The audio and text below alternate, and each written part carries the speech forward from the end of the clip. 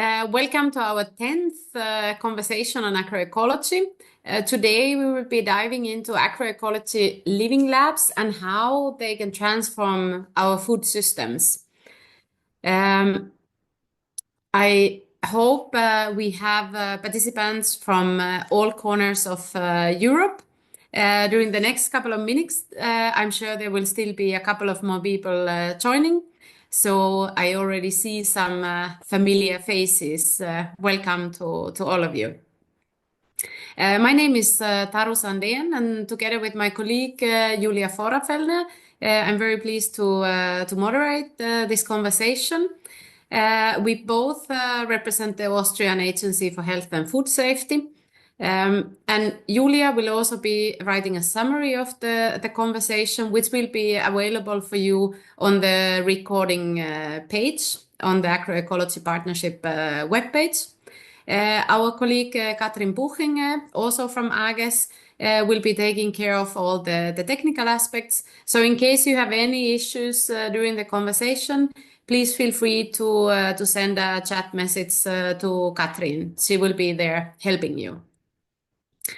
I guess at this stage, agroecology is very known for most of you. But if we have some newcomers to the conversation, just a brief wrap up of what the partnership is about. So the partnership stands for Accelerating Farming Systems Transition, Agroecology Living Labs and Research Infrastructures. So how do we, through living labs and research infrastructures, can enable transformation of our agroecological systems? This is a collaborative research and innovation initiative involving the European Commission and 26 member states, associated countries and third countries, with a total of 72 partners. So quite a big undertaking. And as part of this partnership, we are organizing these conversations on agroecology, and they are there to enhance agricultural knowledge and innovation systems, the so-called AGIS, for the agroecological transition. So in these conversations, we try to enable you to learn, share, and find new connections, and that you can foster new connections among and between living labs and research infrastructures. We organize this monthly. So all through the 7 years of the partnership, you will have monthly conversations, except July and August, when we are on summer holidays. And if you have themes, speakers you would like to suggest, please feel free to be in contact with us. Today, we will have 2 presentations, and the first one will be given from the partnership from Tiffanie Stone from Aarhus University, Denmark. And Tiffanie has been doing a critical review of transformative agroecology living labs at the Science Policy Society Nexus. You will hear all about that from Tiffanie. As a second speaker, we have Anna Allemond from Soil Association, and she will take you to the hurdles of implementing living labs. You will hear what does it take to overcome challenges and how to maximize impact that you may have from your living lab. After these 2 talks, you will all have the possibility to discuss with one another. So please feel free to raise your hand for your comment or question, and you can always use the chat as well. Please feel free to use the chat during the talks as well. It's open there for you. And just before we begin, let's just go through the conversation play rules. So to ensure a good technical quality, please keep your cameras off unless you are not the speaker. And also keep your microphone muted when not talking. Feel free to join in for the discussion. It's very much encouraged. And we respect everybody's opinions. and all questions are welcome. Please try to keep your questions quite short and simple so the speakers can easily answer them. And comments and ideas are always welcome. This conversation will be recorded.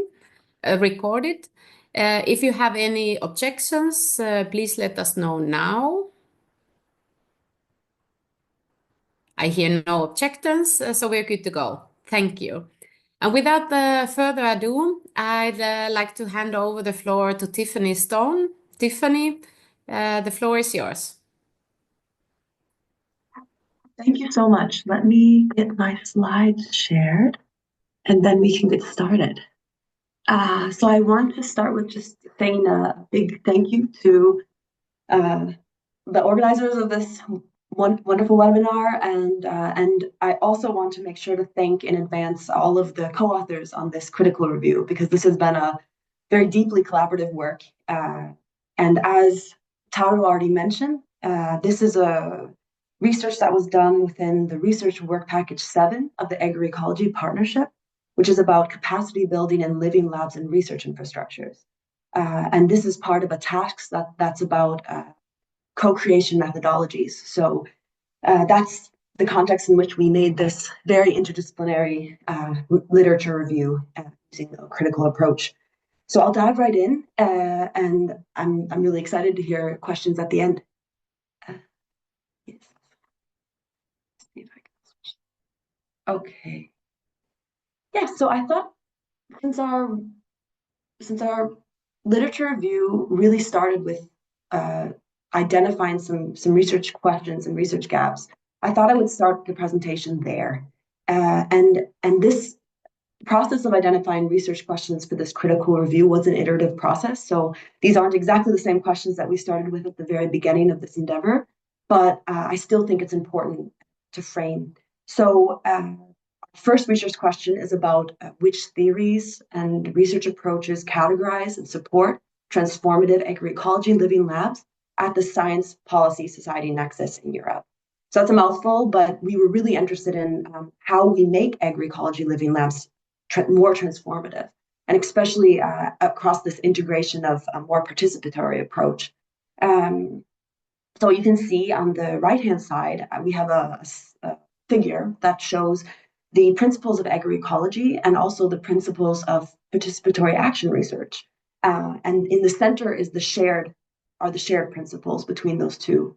So this was another point of departure for us, that we thought it was important to think about how we can build a Science Policy Society nexus that is actually supporting these more participatory approaches. The second research question that we identified is, what are the transformative components and characteristics of agroecology living lab? There is some research available that's already been published about defining agroecology living labs, and the partnership also has a working definition that they've been using to understand agroecology living labs, but we were especially interested in how to make these characteristics and components transformative of the food system. And then the third research question we identified was how an agroecology living lab can contribute to agroecological transitions in Europe. So these are the three research questions that we'll address throughout this talk. Just before I dive into our rationales for this review, I wanted to also just mention that we really see this as an important review in this place and time because of this political space that's been opening up for participation and agroecology. And we also think it was important in this review to dive into some of the history of living labs and where they came from and how these have actually supported, I guess, our understanding of living labs, and then moving into the future, kind of a future-oriented review that is also reflecting some of the past trends of where this living lab as an approach came from. Okay, so without further ado, I'll show some of the review rationales in overview. I already mentioned that this was a deeply interdisciplinary team of researchers who are working on this project. And I just want to highlight that we had both natural and social scientists, and we've been in conversation in this research in the development of this review for well over a year now. And And to start with, at the very top of the figure, you can see that some of the rationale for this review is actually to address some of these food system grand challenges. And we're using the Sustainable Development Goals as some of those targets that we think that the food system is actually contributing to. So that's part of our idea, is that, okay, we want to see this transformation because of these grand challenges that we're facing in the food system, which are complex and multifaceted as well at the European scale. So then from there, I talked a little bit about the science policy society nexus already, but we're really interested in how we can use these three concepts together to actually transform towards agroecology. To do this in the context of the review, you can see in the purple box that we're applying theories and research approaches to actually develop what would be a transformative agroecology living lab.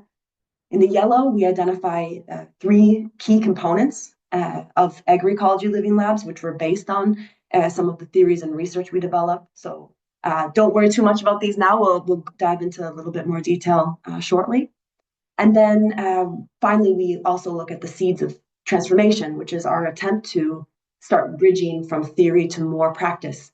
How would we actually have these transformative agroecology living labs come about?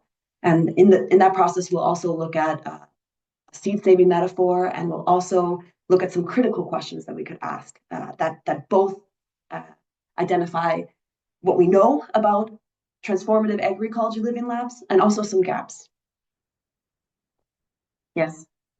So from here, I don't have a lot of time for this presentation, so I won't be diving into a lot of detail about the theories and research approaches, but I wanted to give you a bird's eye view of what we looked at and which theories we were critically reviewing. So you can see in the green circle, there's the 𝐬𝐜𝐢𝐞𝐧𝐜, which agricultural knowledge and innovation systems that Taru already referenced, which is part of the rationale for this whole Agroecology Partnership. We also have in the purple, we reviewed innovation theories, and we also looked at sustainable transition theories. In the green boxes outside of the Venn diagram, you can see some cross-cutting characteristics that we saw across these three bodies of literature. And we'll go into more detail on that because they're very strongly connected to the seeds of transformation that we'll talk about later.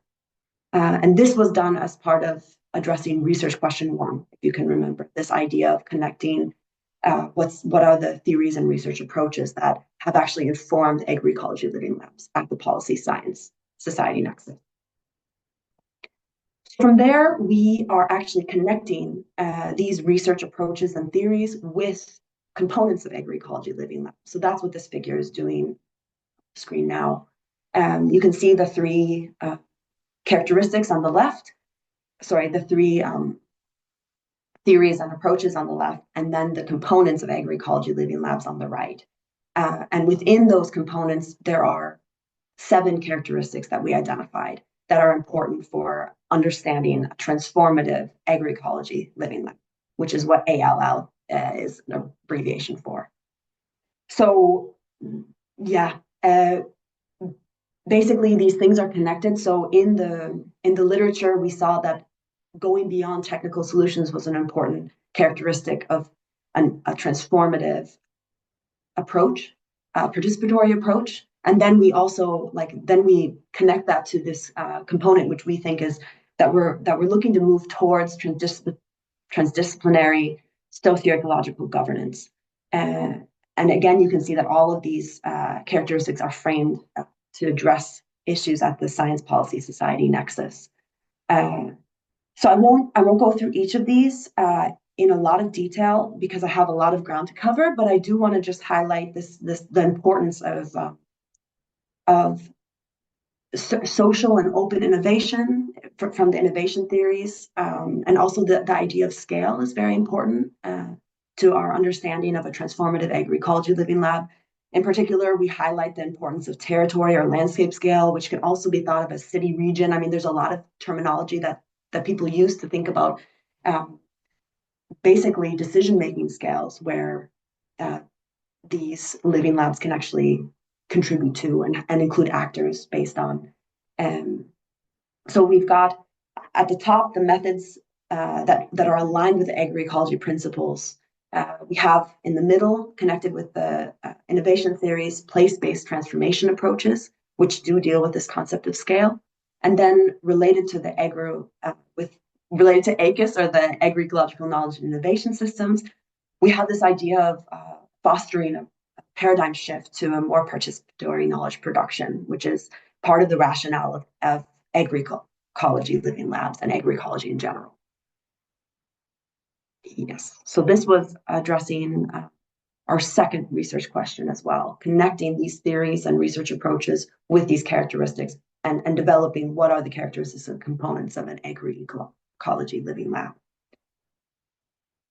So from there, we started to attempt to bridge theory with practice through some cross-cutting seeds of transformation, which have already been mentioned a few times. But these are components that we saw across the different theories and research approaches, which we think have some value in how we can create these more transformative agroecology living labs. So these include moving beyond technical innovation towards socio-ecological system governance, territory or landscape scale agroecology living labs as a mediator for open innovation, and inclusive knowledge production in agroecology living labs and structures scaling via networks. So these are all a mouthful, but they reference this idea of what types of innovation, or how do we better align with agroecology principles for the first one.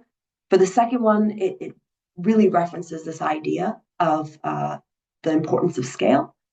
And for the third, it addresses this idea of a paradigm shift to include more participation across the science policy society nexus, connecting living labs with research infrastructures and other structures as well, to actually include and provide a more inclusive knowledge production system that would support a transformative food system transformation. Yes. So in the process of making these cross-cutting seeds of transformation, we also thought it would be useful to have some sort of metaphor that could be used to try to bring this very complex review that has a lot of different components a little bit down to earth. And I just popped up on the screen some of our rationale for this metaphor about seed saving. We think that seed saving is a nice metaphor and is useful in this context because it highlights the importance of power sharing, empowering farmers, and this mirrors how agroecology living labs foster co-creation, which is another form of power sharing and managing those dynamics.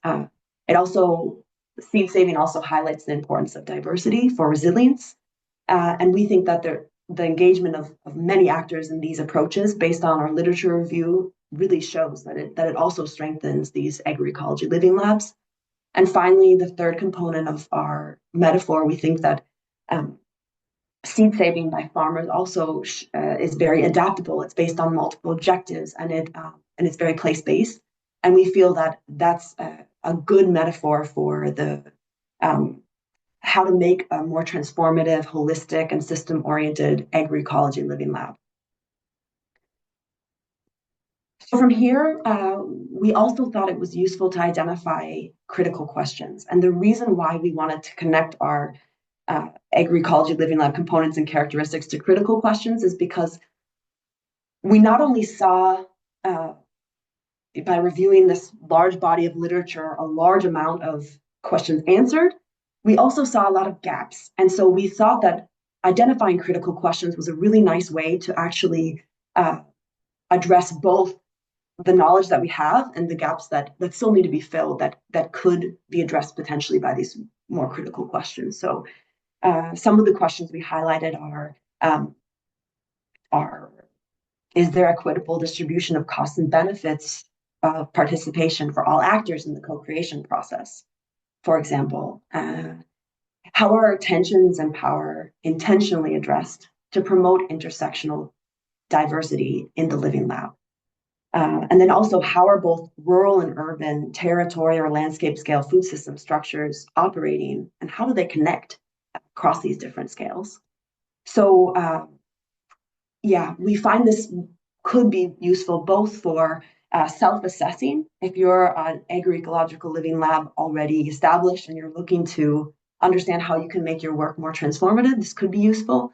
But also from a more theoretical perspective, it's useful to think about what are the key issues that we need to consider when we're developing an agroecology living lab.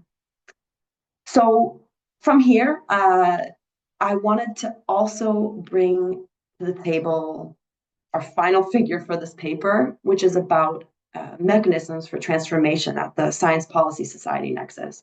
Because from this point, we've been focusing primarily on living labs, but we also saw that there was a lot of, it's important to also have enabling environments across these various structures, which include research infrastructures, agricultural knowledge and innovation systems, policies, and even the markets. And we feel that it's important to understand how these interact in order to actually transform the food system more effectively. So let me go through this figure a little bit piecemeal because there's a lot of components. So let's break it down a little bit. To start with, one of the key things that we're trying to show in this figure is Tiffanie, we are getting close to the time. Thank you. Yes, I have one more slide and I'll wrap up as quickly as possible. Yes. Is the importance of is that agroecology living labs operate at different levels of transition and they have differing goals. So we try to show this in the yellow circles, that as we move across time and across this iterative stages of a living lab, that we see transformation isn't linear.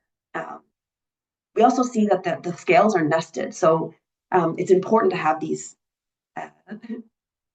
green stars to show that represent these networks that are actually trying to bridge some of these differences across these scales. As I mentioned just before, these living labs are iterative processes where you take action and you reflect and then you take action again. And it's important to highlight that we're not looking at a linear process either. So we're not looking at linear processes within living labs, and we're also not looking at linear transformation pathways where you move linearly through the Gliessman levels of change. You're actually looking at, you could see potentially jumps or feedback loops or across time, a living lab or a structure could be stuck at a specific level for a while, or jump up to level 3 from 1. So these are some of the things that we think are important to highlight in the context of the living lab. So now this is the final takeaway. I wanted to highlight again the seeds of transformation and just thank you all for your attention. And I'm very much looking forward to your questions. Thank you. Thank you very much, Tiffanie. Due to time, we will take questions at the end of both presentations. So now we will give the floor to our second speaker, Anna Allemand. Anna, go ahead. Amazing. Thank you very much. And thank you, Tiff, because not only was that brilliant, but you left it right where I needed to actually start sharing my presentation and just as starting it. So give me 1 second. If you've been on this side of the equation, you know that this is probably the most stressful part of the presentation, sharing your screen. There we go. So Tiff has been talking a lot about all this theory, which is absolutely fantastic because it really frames what a living lab is. And I'm here to try to sort of like take it down to what does it mean in practice. And you'll see a very, very first slide that we really, really align in the whole idea of the reflection of living labs being an absolutely key point. I always like to start with this kind of slide because if you're like me, probably on the older side of a millennial spectrum, you probably learned about innovation as one of this very sort of like linear process with someone with a lot of knowledge found a solution, handed it over to someone else, and then eventually that made the way to the user who was not necessarily involved in the whole process. So it was basically a model that was very linear, where there were not many iterations, where one person is supposed to be the owner of the knowledge, where there's really well-defined solutions, and where the testing conditions are quite controlled. So it creates kind of like a very almost perfect little world where you can test your idea. And living labs exist in a completely different model, which is the model of interactive innovations, where you have iterative projects that reflect on what's happening, where lots of actors are working together, where rather than having one solution, you kind of create a toolbox of solutions. And this to me is the most important, the user is very central and is actually engaged in the whole process. So you're actually testing everything in real life environments. Is it exciting? Yes. Can you move through the spiral back and forth? Yes. Does it present lots of problems? Oh, yes, baby. But it's actually all the alleged challenges and problems you see that actually help us meet the goals that Tiff was talking about in terms of transformation of the environment. So I, at least, find it quite exciting. This is the official definition of what a living lab is, which I think is really important because it highlights many of these aspects. It highlights the open innovation ecosystem aspect. I just realized I don't put my time, sorry about that. It highlights the open innovation ecosystems, which means that you're actually working and innovating and sharing information. You're doing it in real life environments. You're iterating your process. You're creating sustainable impact. So all those aspects are there. And very important, they focus on co-creation, which means bringing lots of people with different perspectives, with different knowledge, with different ways of seeing the world to work together and try to address a very complex, tricky challenge. And you do that by testing solutions in real life. So that's, again, one of the most important things. But that also means that you don't just find one valuable solution at the very end. You find solutions that address different things for different people. Again, exciting, but complicated. And why? It's complicated because it creates all these implementation challenges, especially if you're used in your mind to think about innovation or change as a very linear process. Again, come back to me, always think of innovation in this context as something that moves back and forth, that's not linear. Sometimes it's 2 steps forward, 2 steps back. You find problems, but hopefully today I'll give you a few tips to actually address that. There's a first set of challenges that I always find that are around the challenges of embracing the fact that you're not going to have a perfect environment. You actually have to adapt through the process to make it worthwhile. And you're going to have to bring as much diversity as possible to actually create that complex but solution-filled space that the living labs are. Then there's a few challenges associated to understanding who your user is. You don't necessarily have just one user, but you need to understand who your user is and what you want to deliver for them. But also, what are you trying to get out of the living lab as a group and on an independent level? So again, lots of things to consider there. Thirdly, there's a little bit around understanding the model itself. It can be quite complicated, but also the fact that it operates in real life. So it brings its own sets of challenges. And finally, something around governance and communication and making everything as explicit as possible, which, because it's complicated and because it's sometimes big words, which sounds kind of funny, we try to just zoom through it and it ends up having certain problems at the end of the process. So the first approach, what are the challenges associated with embracing adaptability and how to bring diversity? I find that most of these challenges are really rooted in the way, in the mindset that we have around innovation, or often, not always, but often. So in this case, for example, we're used to having limited resources. We're used to having not always, but kind of rigid models where we have an idea of how an innovation should go, where you create a structure of how you're going to test it, and that's quite rigid. And then the people that are inside have very specific roles that don't change through the process. The reflection spaces tend to be at the end of the process, so you check what happened and didn't happen very much at the end. And that makes it as well different to reach and engage different actors because you've reached them at the very beginning and you don't think about it further down the line. So my invitation, especially if you're going to be working in interactive innovation or living labs, would be to change that mindset towards a mindset that's very led by curiosity. So that's a lady there. An environment where you actually actively try to bring as much knowledge from different perspectives as possible, practical, academic, people who know about law, people who think about like economists, and people who think like practitioners, and create a space where the diversity creates a safe space where you can explore solutions. Make sure to actually schedule iterative loops and invite people in. People are not just going to come. Even if it's super exciting for you, it might not be exciting for someone else. So make sure that you keep that in mind. And create a space of trust. By doing that, you usually create a space of trust. And the reward for that is that the Living Lab becomes like, it finds its true potential and becoming a safe space where you can share, experiment, fail, create, dissent. So it's a very, very rich space, especially if you're exploring solutions. Now to the practice. How do you do it? Everything that I'm going to mention, I have mentioned only things where I'll share afterwards links to specific tools that you can use.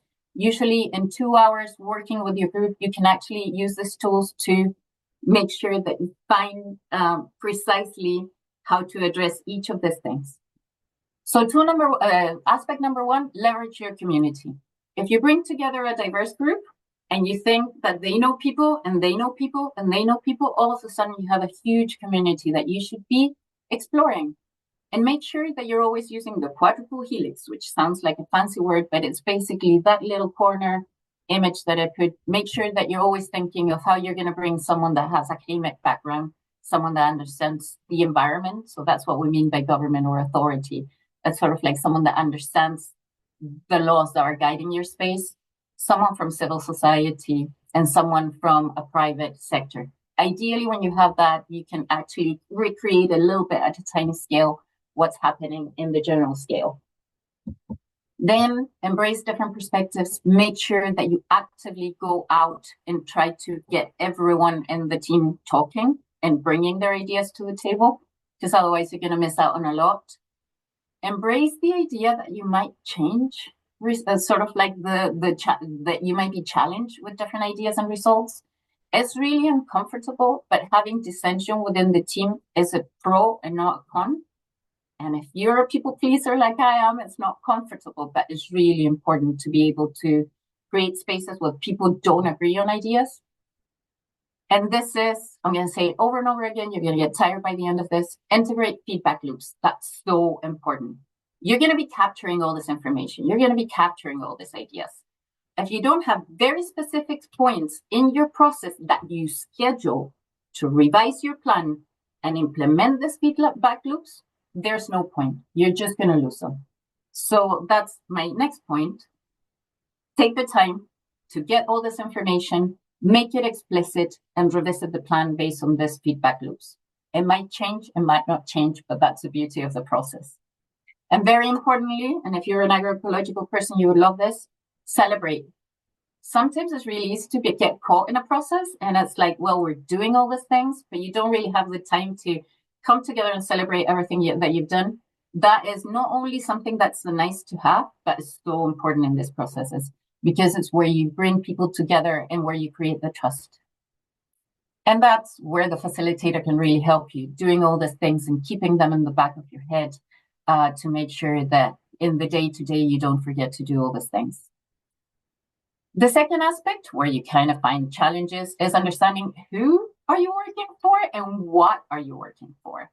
So again, it's sort of like in normal or in linear innovation processes, we have a mindset where we assume that we know what's needed by the users, and we assume that because it's relevant, they will come, and we assume that we share the same vision as everybody in the project, and it ends up happening that we cherry pick partners and users and end up keeping some people out. So here we would like to invite you again to change your mindset and actually actively look for new people, actively reach out to your users, and actively consider that you might be missing on users and try to invite them in. Both, as you can see in those little envelopes, inviting them to practical work and inviting them to the celebrations as well as to participate in the feedback loops. And that gives you one of the amazing things that Living Labs have, which is the user will tell you what they need. So if you're a pragmatic like I am, at the end of the day, your solution is actually going to have impact, and that's great. How to do it? Never forget those 4 people in the corner, those 4 areas, but really importantly, take the time at the very beginning of the process to align everyone's ideas of what they want to get out of the process and make them explicit with a tool, for example, the speedboat or a conversation or anything, but don't make any assumptions. And also map who your potential users are going to be. And once you identified how they are, how they look, create personas. Personas is a tool that allows you to think, well, Mary would be one of our users, and she's about this age, looks this way, she's about that. So it's a very practical tool, and you can create different people like that. But once you have these assumptions, go and ask. Interviews are your friends here, and interviews can be super formal, or it can be a conversation around coffee. Make those connections. If you don't do them, you're going to end up making assumptions, and assumptions don't really work in these projects. And as I've said before, always integrate your feedback loops, always revisit the plan, and always celebrate success and failures. We're going to move to the fourth area of potential challenges. Oh, no, I've forgotten. Here's where I think spending the time is key. You usually, in the early stages of a project, most people really want to get going and do the thing. So you don't spend the time in doing this. Spend it. It's well spent. Third area is just using the model on the real life challenges. Again, we have a mindset that tends to be very human. It's a very complex model, and it's there's lots of variables that you cannot anticipate. So what's the natural tendency? How do I simplify it? How do I replicate something that already worked, or I put really strict parameters? It's sort of like, it's just fitting the purpose. Change it instead to being super curious. Make sure that, again, you take the time to understand your environment at the very beginning, then test and then revisit and think how it's changed your environment. Because the complexity of the model is its actual richness. So don't ignore it, embrace it. And to do you it, have 2 minutes, Anna. We're absolutely perfect. Thank you very much. And to do that, you can tell that I got a little bit nervous there, but it's absolutely fine. So to do that, just explore the different levels of the model. So how do we work together, and how do we bring people together? And this is my favorite recommendation for this. Do a risk assessment plan and how you're going to mitigate problems. Sounds technical, sounds not the most fascinating thing in the world, super useful. And embrace qualitative methods. Quantitative methods are going to be useful. Qualitative methods are really needed to assess the complexity and the non-black and whiteness of things. And again, integrate feedback loops, revisit the plan.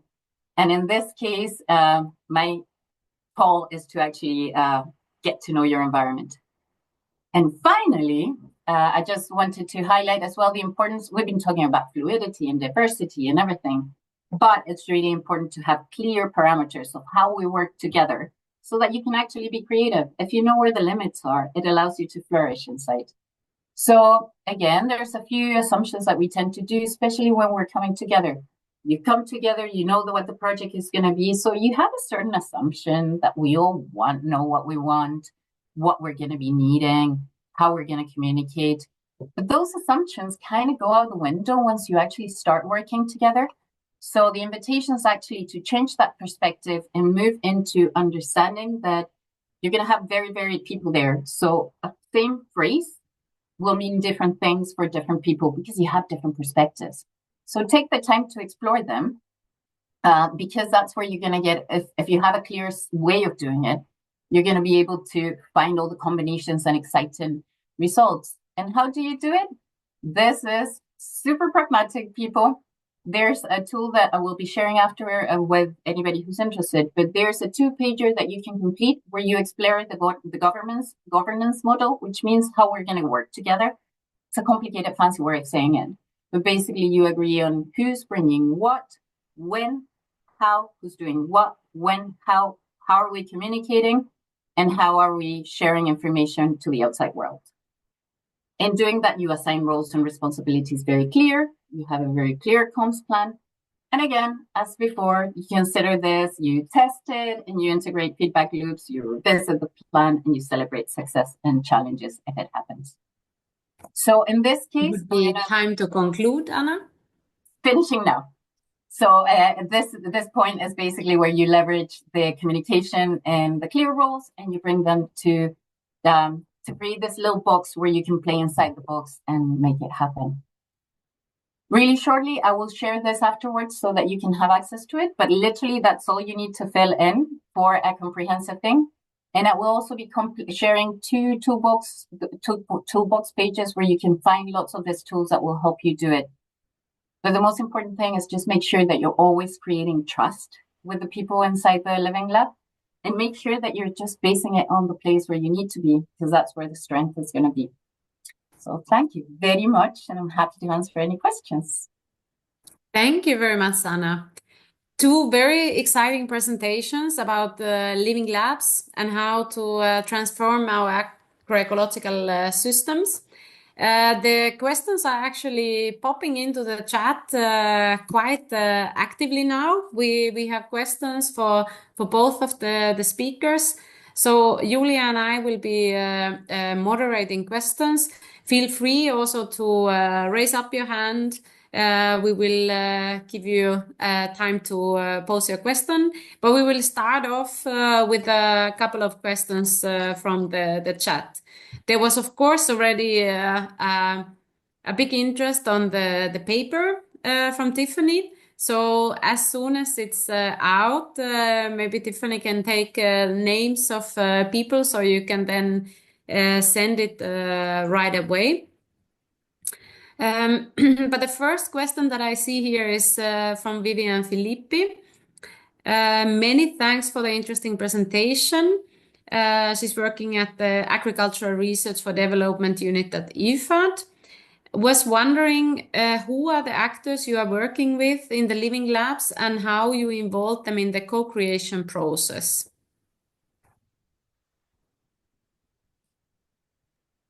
Is that more of a general question? This was for or... Tiffanie, this question, I think. Okay, sorry, and I must have I missed the orientation. Yes, thank you for the question. So in the process of this critical review, we looked at a whole host of different studies, that some of which used the living lab approach, some of which didn't use the living lab approach, but all of which had some participatory elements. So because the term living lab has been more recently adopted than some other participatory open innovation arrangements, we didn't limit our critical review to only living lab. And that's actually one of the reasons why we didn't go for a more traditional systematic review, because we felt like in this context where terminologies and applications of these different things are evolving, it was important to include a lot of studies that all included this core element of agroecology, which is the co-creation of knowledge. So we looked at co-creation of knowledge in a number of different contexts, but with the focus on those that were used in the context of agroecology broadly. But we also looked at different studies that were looking at addressing these grand challenges of food system transformation. So sometimes even agroecology wasn't the main focus, but it was about reducing environmental impacts and addressing these wicked problems often having to do with the food system. So yeah, that's where our studies came from, and so they engaged a wide diversity of actors, but primarily we were looking at those that engaged the general, we used the multi-actor approach primarily. So we tried to include studies that had a lot of different types of actors. Thank you so much for your question. Thank you, Tiffanie. I think I'll take one question to Anna and then give over to Julia. There is a question from Marta Rivera. In the partnership, our point of departure is annual definition of living labs, but we are also working critically with it, considering that it was initially developed for technology innovation, while in agroecology, social innovation is central, and need to expand and adapt the definition of living labs. That's why we also talk of agroecology living labs, with some differences with Enel's definition that somehow cover what you are explaining now in terms of diversity. Would you like to comment on this? This is more of a comment than a question. No, it's a super interesting comment because it's a little bit, my pragmatic heart suffers a little bit with very specific definitions, because I think the thing to remember here is that these are tools that help us get somewhere. It's not something that should actually sort of like force us, almost like a jacket. It's not a straight jacket. It's actually something that should help us find a way and try to find what we need to do.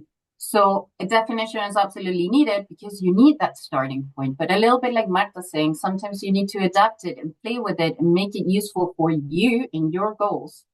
The whole thing is, it's really, again, it's like if you see anything, even if you're using like social media, you have very specific parameters of what it needs to happen. And they're useful because you need to know what the rules of the game are, but you can bend them. And as long as it doesn't end up being something completely different, I would actually, from a practitioner point of view, welcome those additions, because again, they're living labs. The whole point is that they change. And as we all know, living things change and you never know how they're going to end.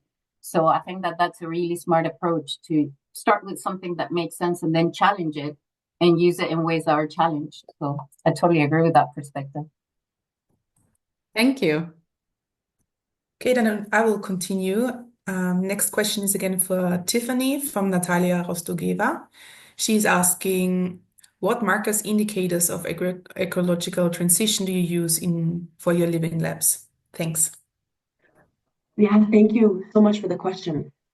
So primarily we've been using Gleason levels of transition, which were also in the final figure that I presented, because that's the most common one that we see across the literature used to understand different levels of transition.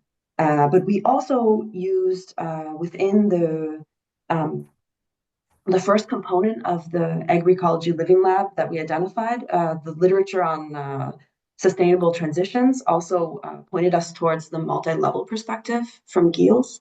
And so that's also something that can be used to try to understand how transitions happen and how niche arrangements get adopted and these mechanisms. So there are a lot of other examples, but those are two kind of foundational indicators that we used.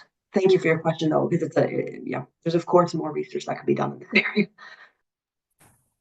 Great. And then once again, also by Natalia, a question for Anna. What qualitative methods would you suggest and how would you recommend to decrease subjectivity in quality analysis?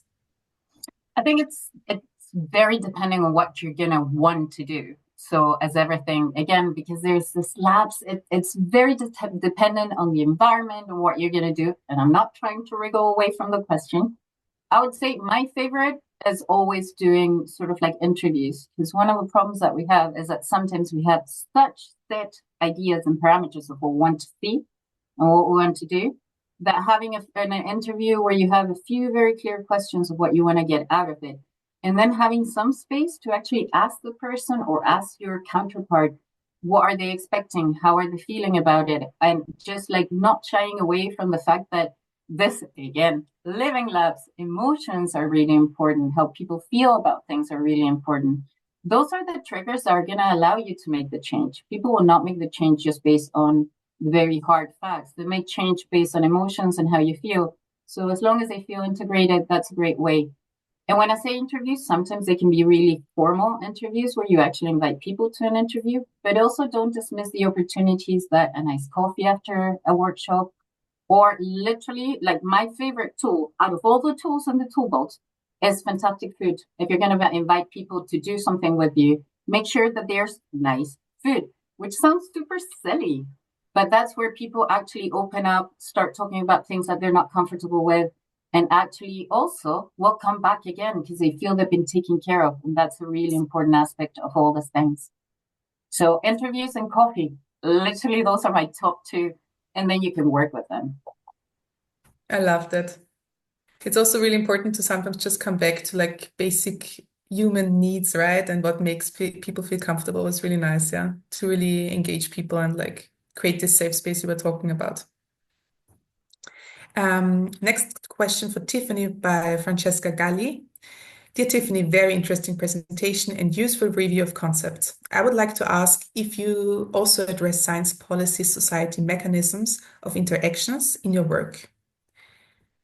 She further asks, do you assume that everything happens within the living lab? Looking forward to reading the published paper when it comes out.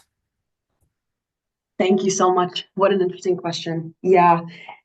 I would say that we address mechanisms, but only insofar as the literature that we reviewed addressed mechanisms.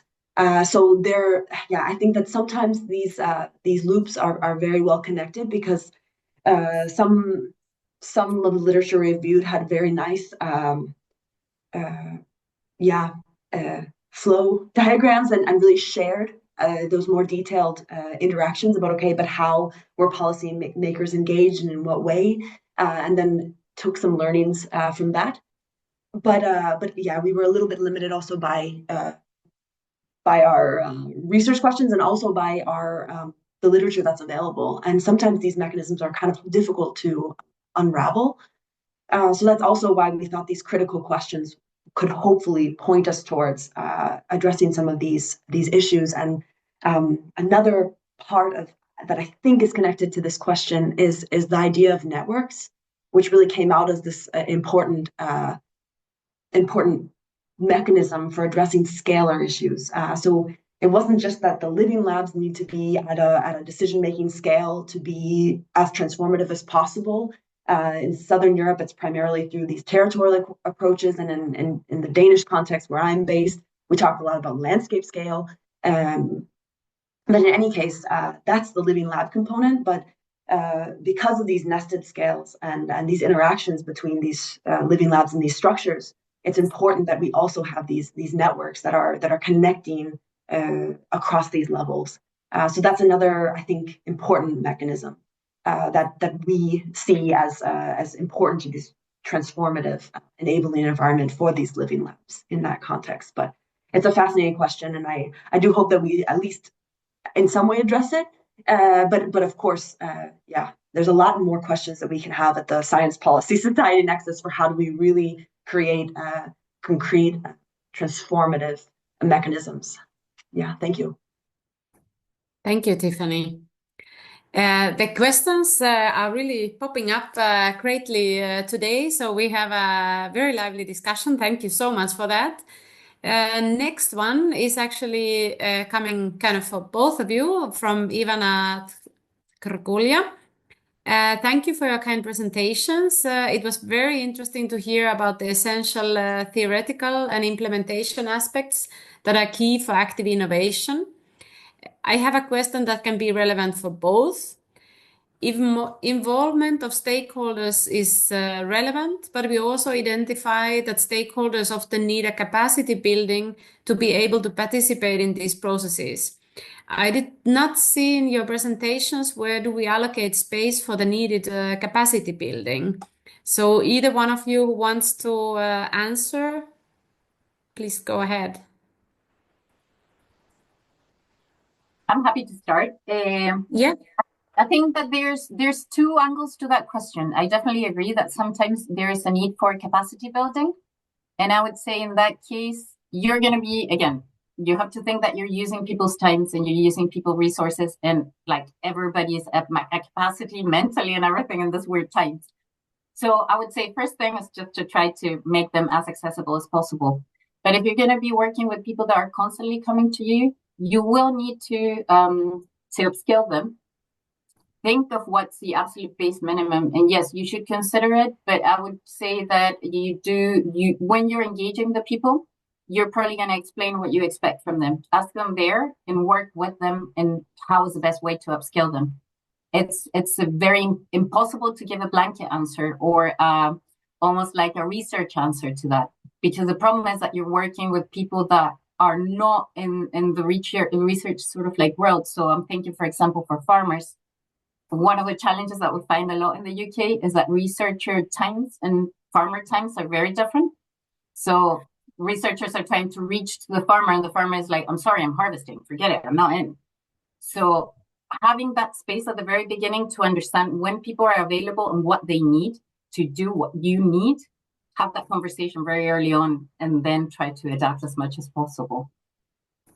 I know it's probably not the most satisfying answer, but it's a very relevant aspect. Yeah, this is something that yeah, we should all think about very, very early on in the process. Very relevant point. Tiffanie, do you also want to comment on this Yeah, do you question? mind if I add on just briefly? So I think you bring up a really important point, and I think that from the perspective of the review that we have, what we saw as really important in this context of how to build capacity, how to engage diversity, was this idea of power. And it came up again and again about how do we manage power dynamics in the context of an agroecology living lab.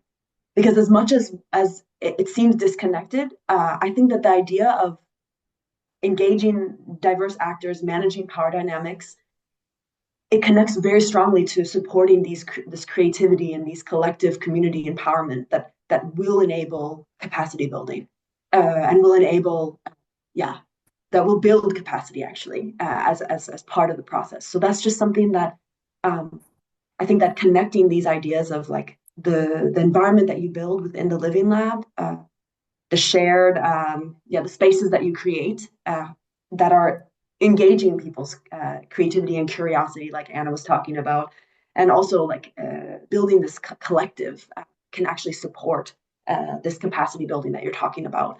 But it's an excellent question that can, this is just one thread, but not a whole answer. And I think that the question is deserving a lot more thought. Thank you both. Thank you. We also have a comment from Alastair Simmons. He has put a link to another project that is organizing an event transforming agroecosystems together. So please have a look at the link on the comment and see if this is something you have time to join. They also have more webinars, so thank you very much for this link. We also have one more comment from Fernanda Ramos. Thank you, Anna, for your answer. As an action researcher on agroecology, it is refreshing to hear that these methodologies and strategies you mentioned are crucially valid, because for me, they work wonderfully to really co-create. People will not change because of the facts. They will because they feel connected to the transformation we are working for. Thank you and greetings from Ecuador. Very nice to see that we also have participants beyond Europe. Francesca Galli is also thanking for answers. Sabina Asins from Spain is thanking very much for the presentations.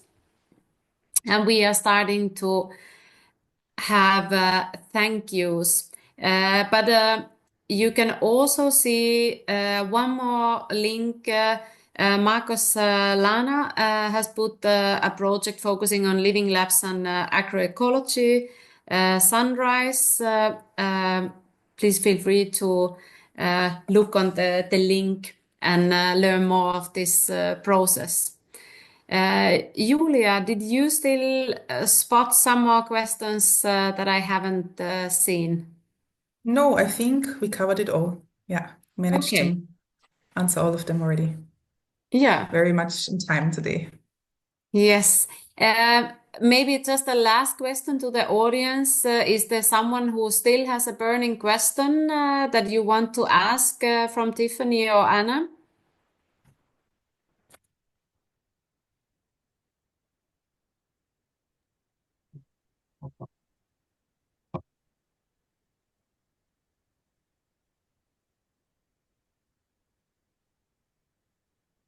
No, seems we covered it all.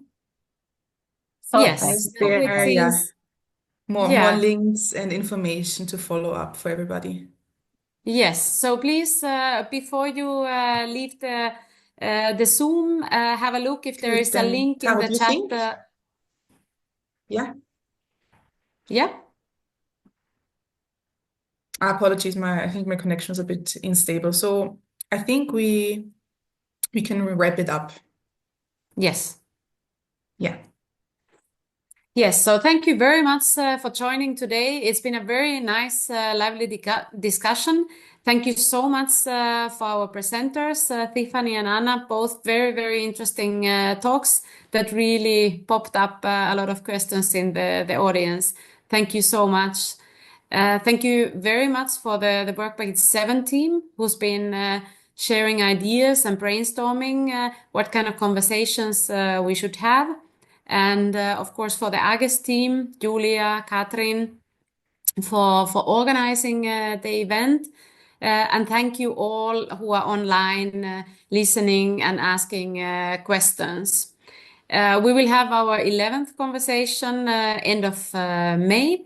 If you are not yet on the email list, please do send me an email and we will put you there, and then you would receive an email once a month. If you have ideas for themes or speakers that you would like to hear in the coming months, do let us know. We could still plan in new speakers.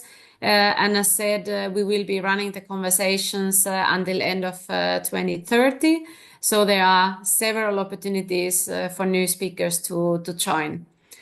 So thank you very much, and we wish you a very nice afternoon. Thank Thanks you. for having us.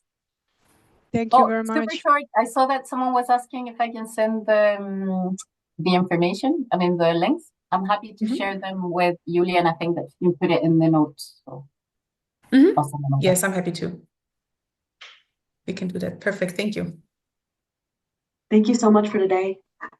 Thank you so much, Tiffanie and Anna. It was really great.